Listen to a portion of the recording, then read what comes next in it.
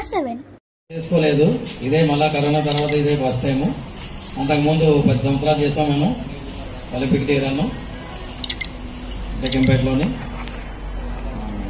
ఈ విషయం గురించి మన రంగా గారు మాట్లాడాల్సిందే కోరుతున్నాం.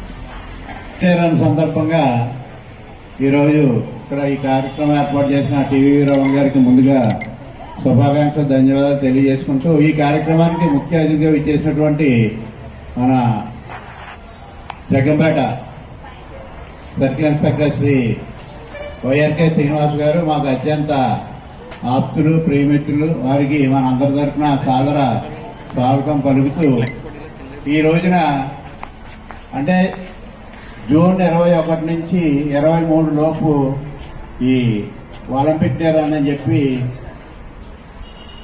కండక్ట్ చేస్తారు. అది ఎందుకు చేస్తారంటే ప్రపంచంలో అన్ని దేశాలకి జరిగే పోటీలు ఒకటే ఒలింపిక్స్. ఆ ఒలింపిక్స్ గురించి